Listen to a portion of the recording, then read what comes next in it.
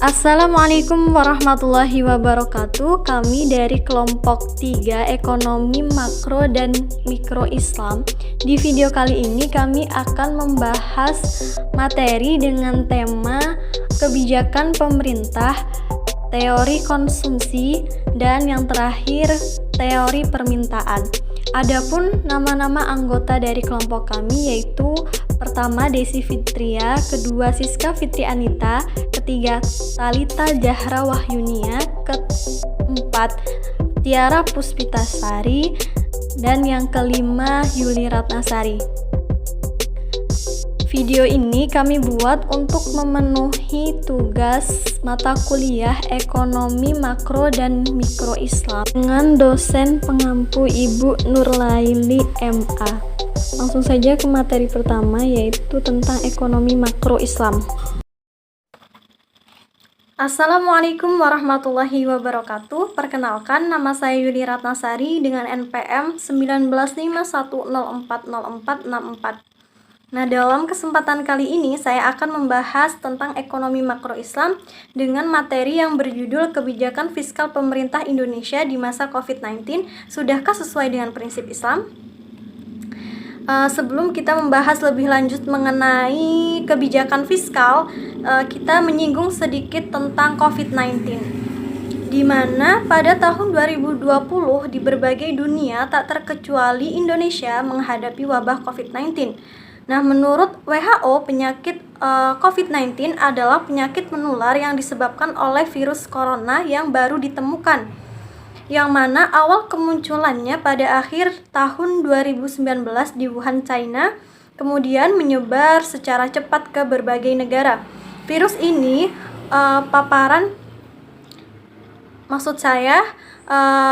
virus ini dalam penyebarannya ditularkan melalui paparan droplet atau partikel air yang berukuran sangat kecil yang dikeluarkan seseorang pada saat batuk, bersin, dan bahkan pada saat berbicara.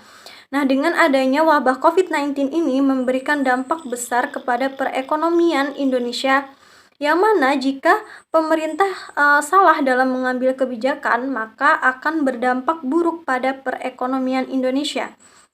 Nah, sekarang kita langsung masuk ke materi yang pertama, yaitu pengertian kebijakan fiskal. Nah, jadi apa sih itu kebijakan fiskal? Nah, jadi kebijakan fiskal pada dasarnya merupakan kebijakan yang mengatur tentang penerimaan dan pengeluaran negara. Dengan demikian, instrumen kebijakan fiskal merupakan pengelolaan keuangan negara dan terbatas pada sumber-sumber penerimaan serta alokasi pengeluaran negara yang tercantum dalam APBN. Nah, materi yang selanjutnya yaitu tentang tujuan kebijakan fiskal. Apa saja sih tujuan dari kebijakan fiskal itu?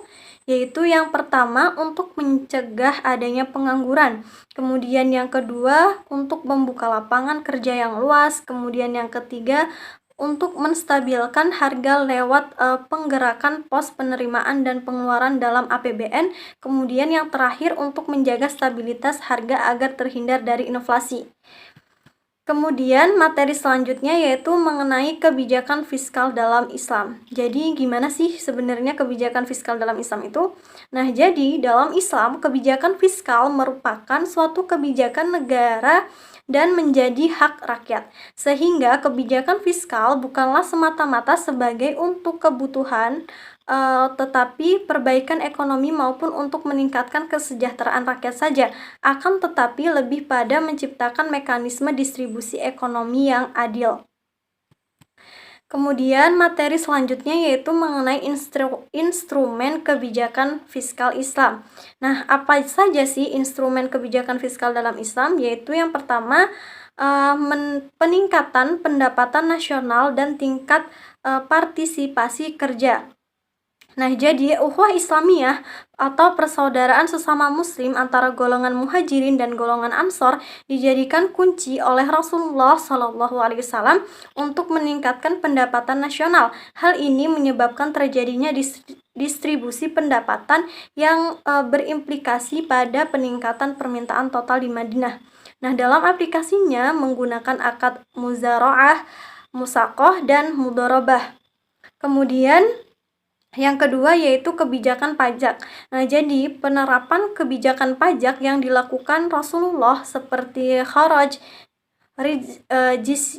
jizyah, kemudian humus dan juga zakat ini menyebabkan terciptanya kestabilan harga dan mengurangi tingkat inflasi. Nah, kemudian yang ketiga yaitu anggaran. Jadi penyusunan anggaran selalu diprioritaskan pada kepentingan umum seperti pembangunan infrastruktur sehingga pada gilirannya menciptakan pertumbuhan dan pemerataan ekonomi masyarakat. Nah, kemudian yang terakhir yaitu ada kebijakan fiskal khusus, yaitu di mana menerapkan kebijakan insentif untuk menjaga pengeluaran dan meningkatkan partisipasi kerja dan produksi kaum muslimin. Materi selanjutnya yaitu perbedaan kebijakan fiskal konvensional dan kebijakan fiskal Islam. Nah, apa sih yang menjadi perbedaan dari kebijakan fiskal konvensional dan kebijakan fiskal Islam itu? Nah, meskipun antara kebijakan fiskal Islam dan konvensional ada kesamaan, namun keduanya memiliki perbedaan yang sangat prinsipil. Jika dalam sistem konvensional, konsep kesejahteraan hidup yang ingin dicapai adalah untuk mendapatkan keuntungan maksimum bagi individu dalam kehidupan tanpa memandang kebutuhan spiritual manusia. Namun, dalam sistem Islam, konsep kesejahteraan itu sangat luas, yaitu meliputi kehidupan di dunia dan di akhirat serta peningkatan spiritual lebih ditekankan daripada pemilikan material.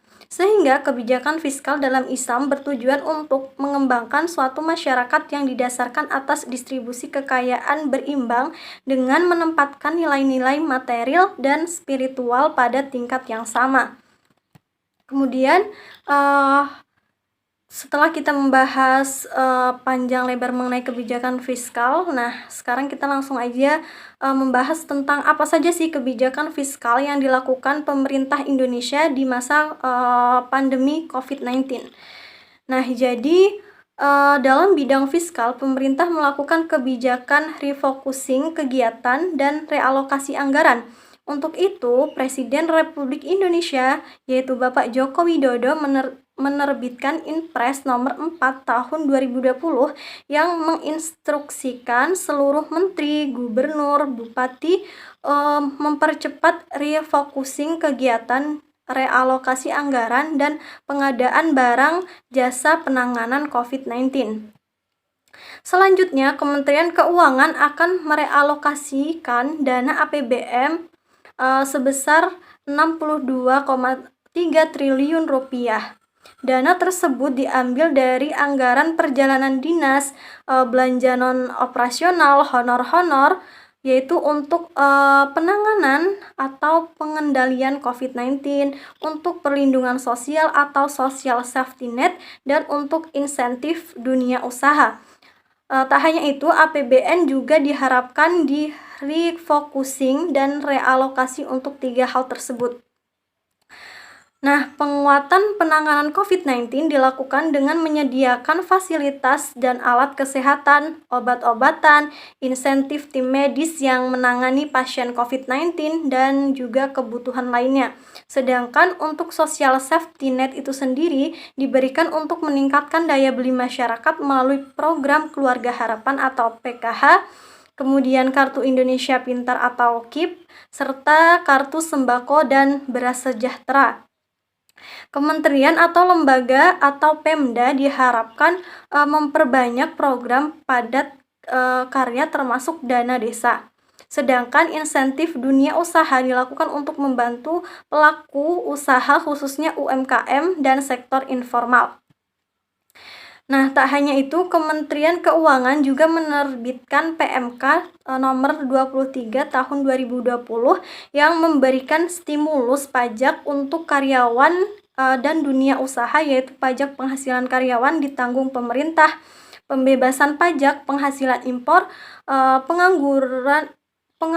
pengurangan angsuran PPh pasal 25, Kemudian di samping itu pemberian insentif atau fasilitas pajak pertambahan nilai yang terdampak COVID-19.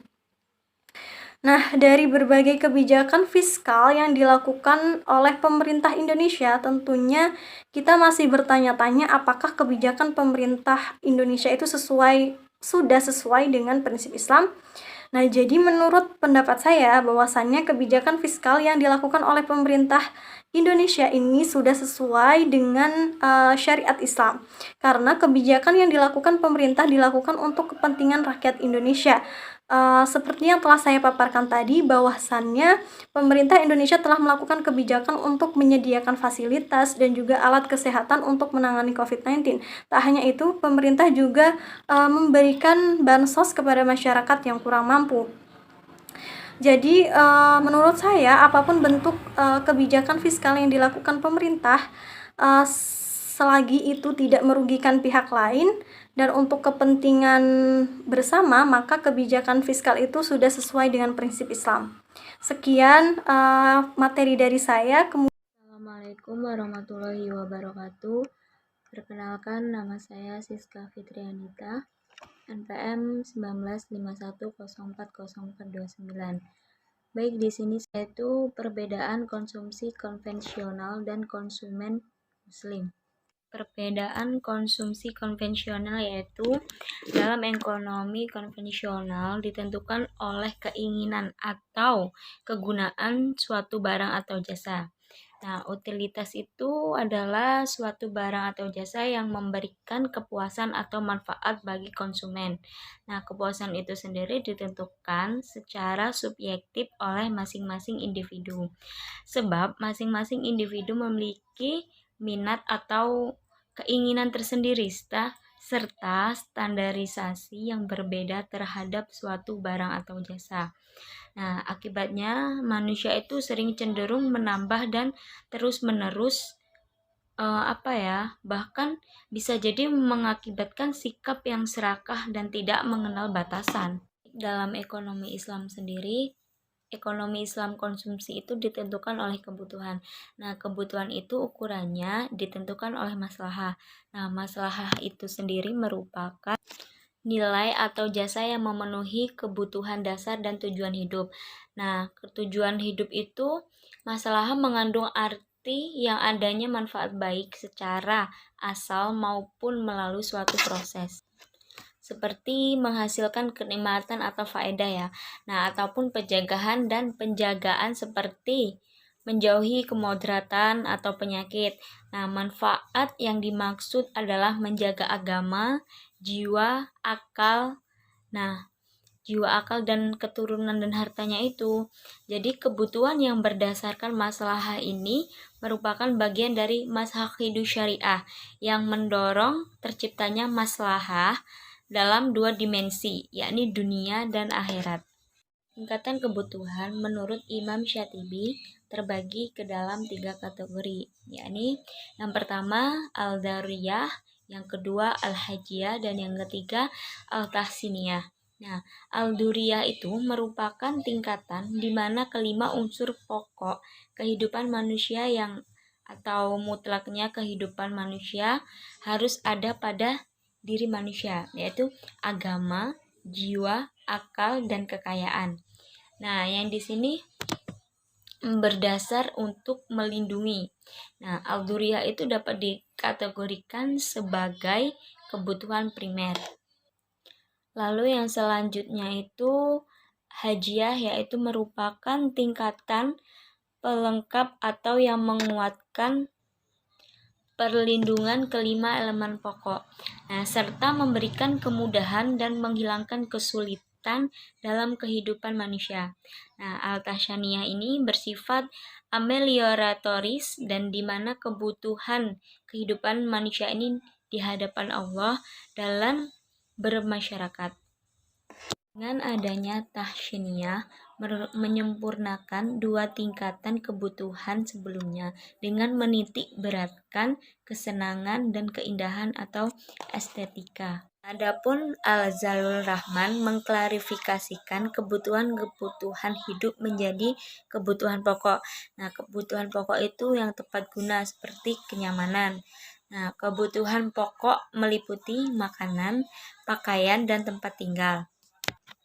Nah, selain itu, kebutuhan yang diperlukan guna meningkatkan efisiensi kerja dan menjadikan pekerja menjadi lebih produktif, yakni kebutuhan tepat guna seperti makanan yang bergizi, komputer yang berkualitas baik, komputer yang dapat digunakan untuk di kantoran atau kantor yang memiliki ventilasi udara yang baik, dan sebagainya. Kebutuhan selanjutnya yang membuat manusia hidup menjadi lebih mudah dan lebih menyenangkan, yaitu barang maupun jasa tersebut memberikan pelayanan atau memiliki manfaat yang lebih besar dari harganya.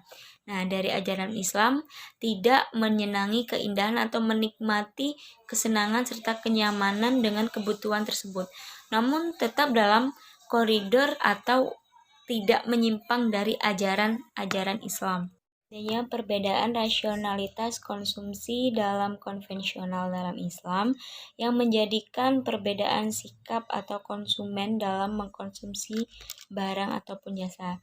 Nah, di antara perilaku konsumen muslim yang mencirikan ia berbeda dengan perilaku konsumen yaitu ketika permintaan tinggi dan masyarakat tidak berlebihan dalam membelanjakan hartanya.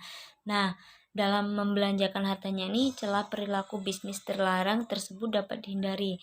Nah, dengan cara konsumen muslim ini dapat membelanjakan hartanya dengan sederhana, wajar, dan menyesuaikan dengan keperluan. Nah, dengan demikian, pilihannya moderat dalam mengkonsumsi, tidak boros dan tidak bakhil. Karena Islam memberikan batasan-batasan dalam mengkonsumsi baik secara kualitas maupun kuantitas. Dari israf atau berlebih-lebihan. Nah, pada bulan Maret ketika pemerintah Indonesia menghimbau untuk social distancing dan mengajak masyarakat untuk tetap di rumah saja dengan menekankan laju eksponensial COVID-19. Nah, masyarakat banyak yang mulai panik dengan membeli berbagai macam barang. Ada yang khawatir pembatasan tersebut membuat mereka kelaparan, sehingga memborong makanan dan minuman. Nah, kepanikan ini dapat memicu kelangkaan karena permintaan yang begitu tinggi dan hanya dikuasai oleh orang-orang tertentu. Nah, perilaku konsumen muslim tidak memperlakukan permintaan terhadap barang maupun jasa yang melebihi pendapatannya. Konsumen muslim itu akan memperhatikan sumber pendapatannya, apakah mencukupi kebutuhan serta pemenuhan kebutuhan secara wajar. Jadi kondisi masyarakat yang panik akan pandemi ini dimanfaatkan oleh orang-orang atau oknum-oknum yang menginginkan laba yang tinggi dengan melanggar prinsip la tuzlimuna wa la ta'zulumun.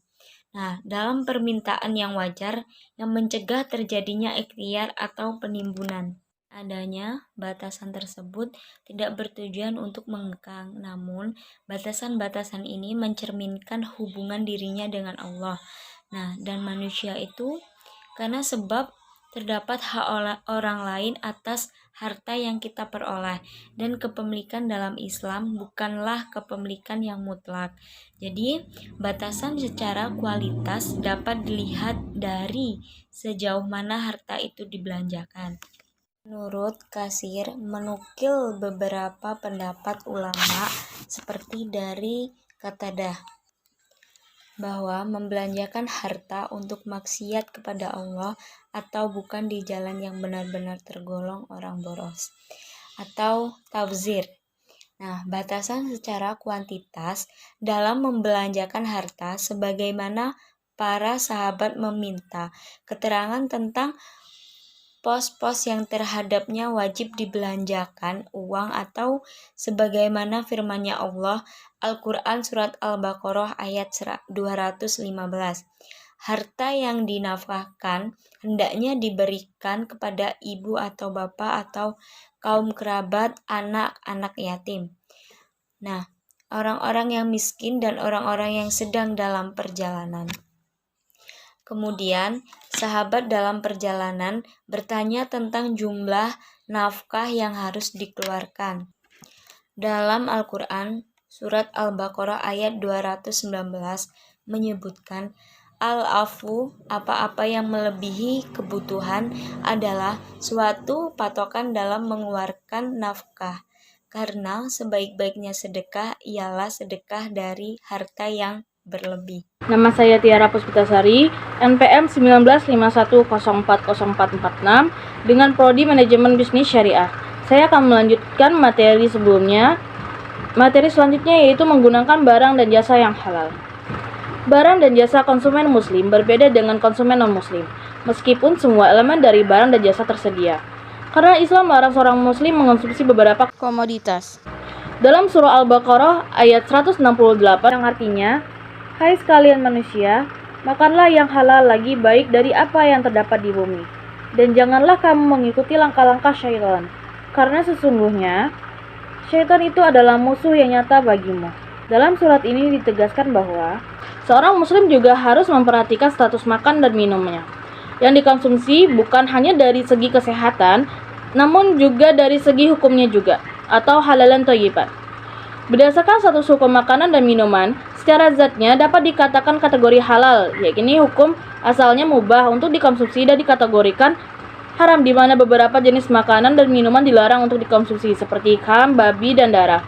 Bukan hanya berdasarkan zat, namun juga proses. Proses ini disebut dalam Al-Quran surah Al-Maidah ayat 3, daging hewan disembelih atas nama selain Allah, tercekik, yang dipukul, yang jatuh, yang ditanduk, dan yang diterkam binatang buas kecuali yang sempat disembelih. Peneliti mikrobiologi LIPI Sugiono Saputra dalam pemberitaan Tempo menjelaskan pada kasus COVID-19, material genetik 19 nCoV merupakan rekombinasi material genetik virus yang berasal dari kelelawar dan ular.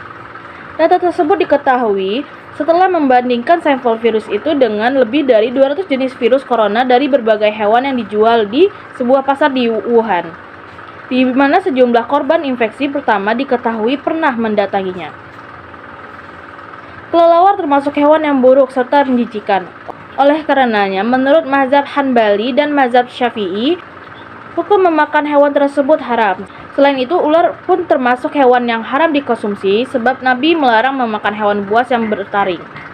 Prediksi Yus Wahadi dalam Customer Behavior in the New Normal mengatakan bahwa halal become mainstream. Hal tersebut dalam perilaku konsumen muslim bukanlah kebiasaan yang baru. Food and beverage yang dikonsumsi konsumen muslim memang wajib bebas dari makanan dan minuman yang haram. Materi selanjutnya yaitu max utility tidak harus menghabiskan income.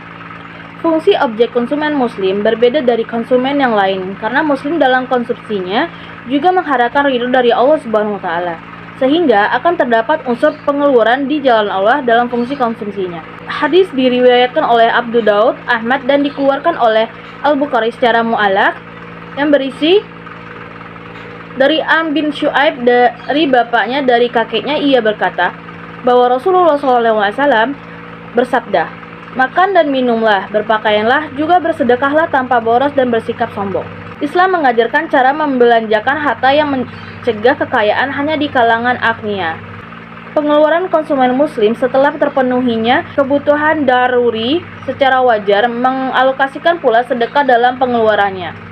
Penerapan sedekah bagi mustahik akan berdampak pada peningkatan pendapatan mereka, sehingga peningkatan ini akan mempengaruhi pula pada peningkatan konsumsi mereka. Oleh karenanya, sirkulasi kekayaan mengalir kepada masyarakat tidak terbatas pada kalangan tertentu. Meskipun menghadapi kondisi pandemi, pengeluaran di jalan Allah tetap menjadi bagian alam perilaku konsumen muslim. Bahkan dengan adanya zakat, infak, sedekah membantu orang-orang yang terdampak atas wabah ini. Beberapa perusahaan terhenti operasionalnya, sehingga hubungan kerja antara pekerja, buruh, dan perusahaan terganggu. Akhirnya perusahaan mengambil langkah pemutusan hubungan kerja atau PHK karena mengalami penurunan pendapatan hingga kerugian yang terus-menerus. Penggambaran perilaku konsumen muslim dalam mengeluarkan pendapat oleh Zainal pada tahun 2018 seperti sebagai berikut. C sama dengan CO plus BYD, di mana C adalah konsumsi, B adalah profesi konsumsi dari pendapatan atau marginal property to consume, Y dan D pendapatan yang dapat dibelanjakan atau disposable income. Dari model tersebut dapat diidentifikasi dua jenis konsumsi berdasarkan golongan masyarakat dalam mekanisme zakat, yaitu konsumsi golongan mustahik atau masyarakat yang berhak menerima zakat, dan konsumsi golongan muzaki atau masyarakat yang wajib membayar zakat. Dengan rumus konsumsi mustahik yaitu C sama dengan Z sama dengan CO, dan konsumsi muzaki yaitu C sama dengan CO sama dengan B buka kurung Y kurang Z.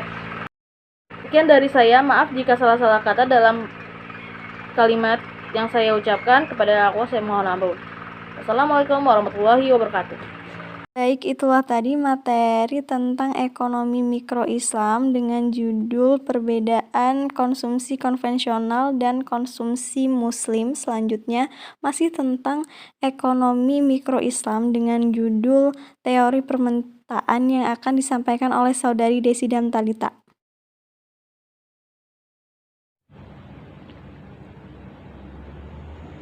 Assalamualaikum warahmatullahi wabarakatuh. Nama Desi Fitria, NPM 1951040471, jurusan Manajemen Bisnis Syariah. Di sini saya akan menjelaskan sedikit materi tentang teori dari permintaan. Permintaan atau demand adalah suatu hasrat keinginan konsumen untuk memiliki suatu barang dengan cara membelinya pada tingkat harga tertentu yang beragam. Permintaan ada dua, yakni permintaan efektif dan permintaan tidak efektif. Yang dimaksud permintaan efektif adalah konsumen yang melakukan permintaan memiliki kemampuan untuk membeli. Sedangkan permintaan tidak efektif adalah konsumen melakukan permintaan namun tidak mempunyai kemampuan untuk membeli barang tersebut. Hukum dari permintaan yaitu semakin rendah harga dari suatu barang dan jasa, maka semakin banyak permintaan akan barang dan jasa tersebut. Sebaliknya, semakin tinggi harga dari suatu barang dan jasa, maka semakin rendah permintaan dari konsumen akan barang dan jasa tersebut. Jenis permintaan ada dua, yaitu permintaan absolut. Permintaan ini bersifat mutlak dalam artian permintaan yang dapat dilakukan oleh semua kalangan pembeli, baik memiliki potensi daya beli ataupun tidak sama sekali. Yang kedua yaitu permintaan efektif. Permintaan yang tidak bersifat mutlak, sehingga tidak semua kalangan mampu melakukan permintaan jenis ini. Faktor-faktor yang mempengaruhi permintaan: yang pertama, harga barang yang bersangkutan; yang kedua, pendapatan konsumen; yang ketiga, selera dan preferensi konsumen; yang keempat, ekspektasi; dan yang kelima, maslahah. Baru-baru ini dunia sedang digemparkan dengan adanya wabah virus COVID-19 yang kabarnya bisa menular dengan cepat dari manusia satu ke manusia yang lainnya. Hal ini menyebabkan WHO menetapkan virus ini menjadi status pandemi, yaitu suatu penyakit yang sudah menyebar ke berbagai wilayah dengan cepat proses penularannya. Pandemi tidak menunjukkan seberapa luas wilayah penyebarannya, namun dari seberapa cepat proses penularannya. Guna mengantisipasi proses penyebarannya, pemerintah juga mengambil berbagai tindakan yang diimbaukan kepada masyarakat. Salah satunya yaitu social distancing, di mana masyarakat dilarang untuk berkumpul dalam kerumunan, bahkan untuk menjaga diri agar tidak tertular. Masyarakat juga dihimbau untuk menjaga jarak minimal 1 meter dengan orang lain. Hal ini menyebabkan aktivitas masyarakat untuk di luar rumah menjadi dibatasi. Banyak orang yang dianjurkan bekerja, bahkan belajar dari rumah, agar tidak melakukan aktivitas di luar yang dianggap bisa dengan cepat menjadi media penularan virus ini. Social distancing ini juga mempengaruhi perubahan sistem pasar ekonomi permintaan suatu barang. Dalam kondisi ini, konsumen akan lebih memilih untuk tidak membeli barang-barang yang dianggapnya kurang begitu penting karena aktivitas mereka pun dibatasi.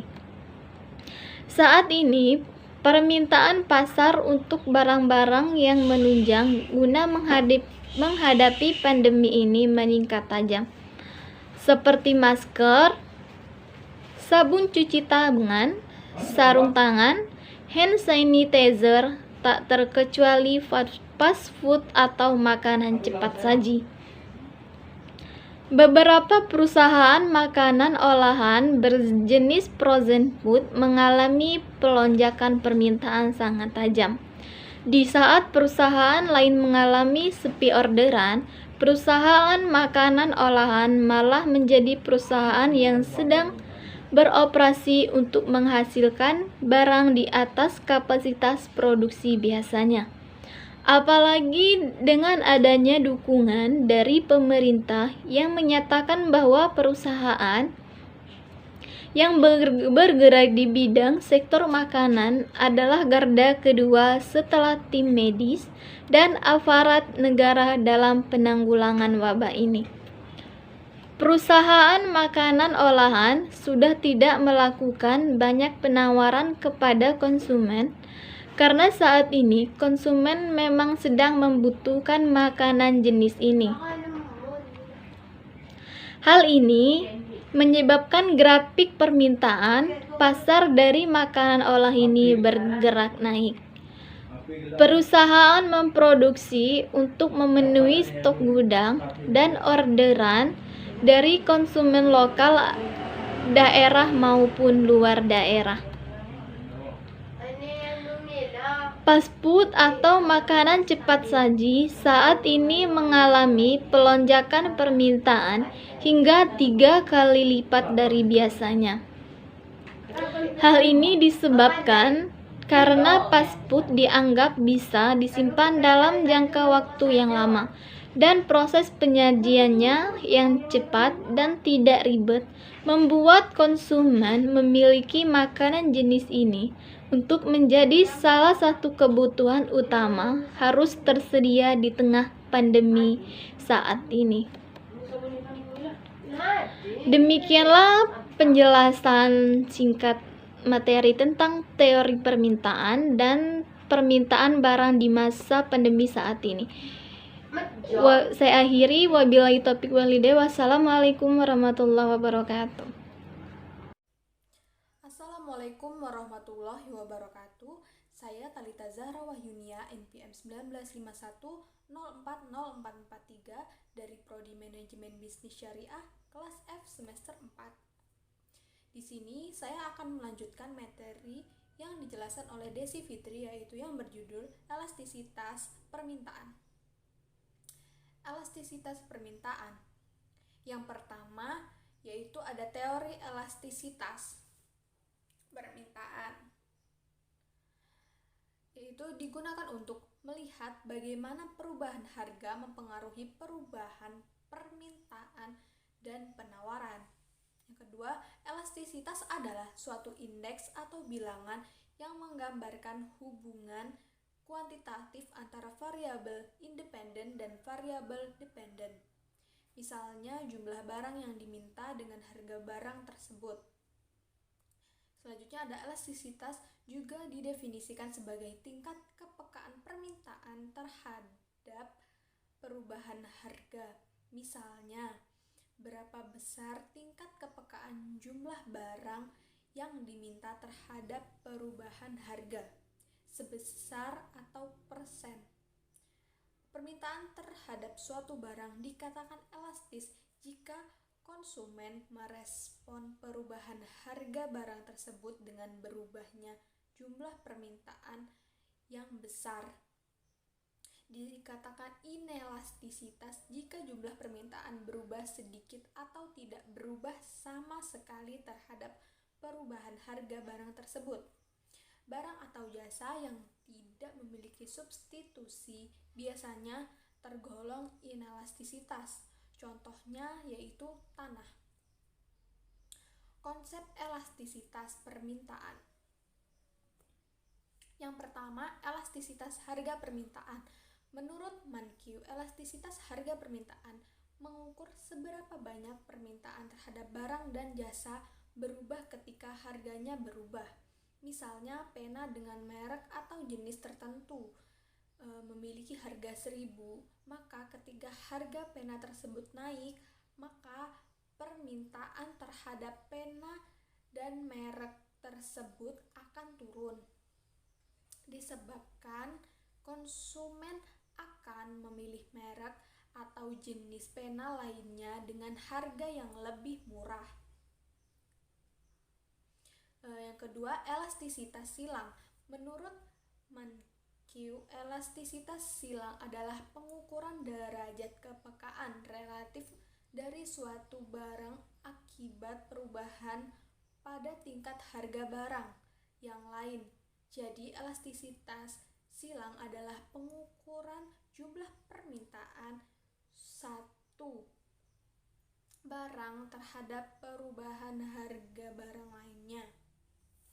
Apabila hubungan kedua barang tersebut X dan Y bersifat komplement atau pelengkap, maka tanda elastisitasnya adalah negatif, di mana kenaikan harga barang A akan mengakibatkan permintaan terhadap barang B akan turun.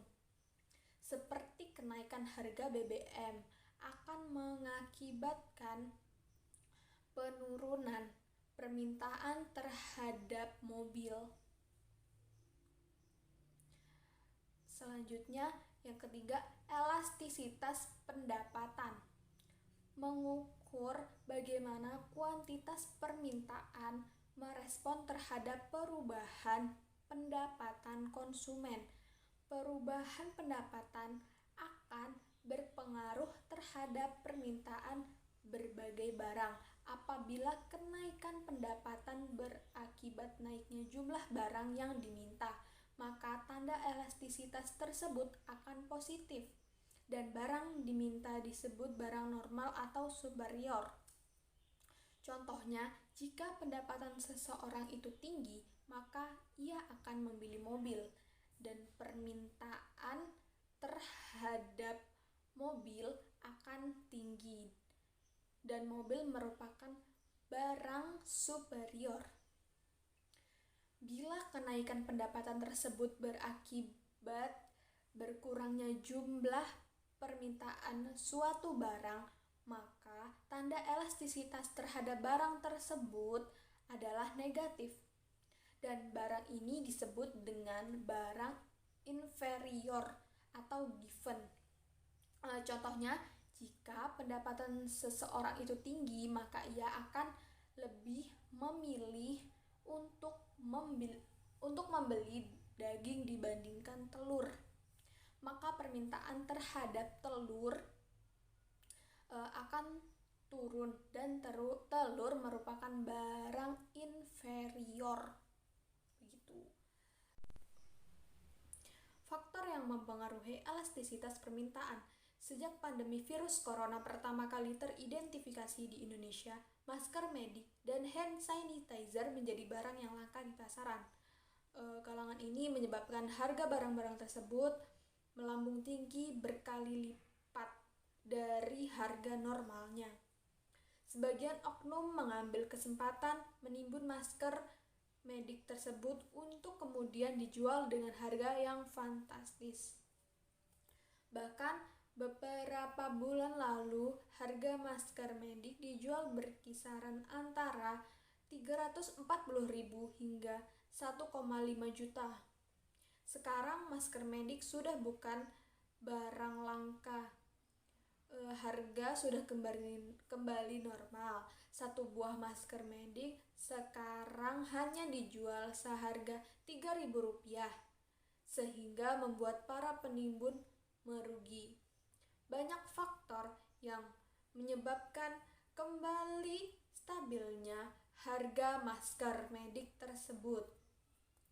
Antara lain, karena pemerintah mengimpor masker medik dan adanya anjuran penggunaan masker kain.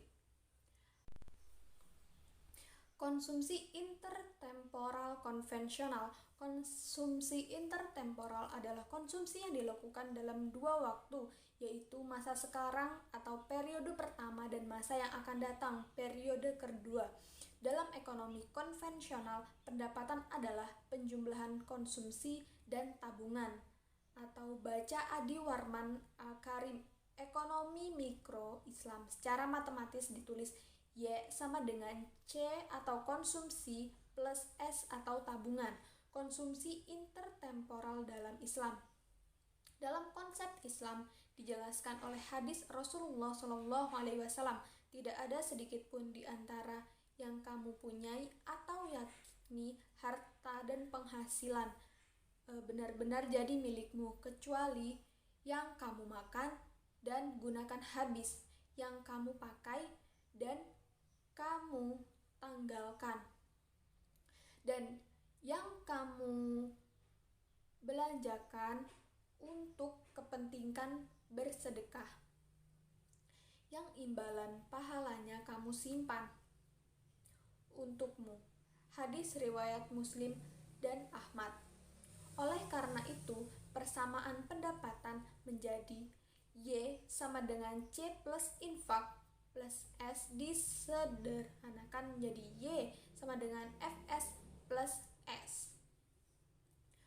Yang terakhir yaitu ada konsumsi intertemporal dalam Islam, bukan hanya konsumsi 2 waktu di dunia semata, tetapi konsumsi 2 yaitu waktu dunia dan waktu akhirat.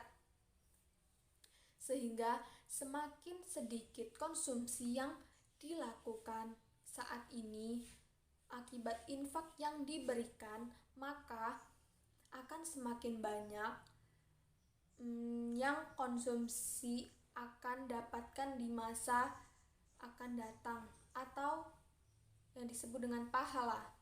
Sekian yang dapat saya sampaikan, kurang lebihnya mohon maaf, kepada Allah saya mohon ampun.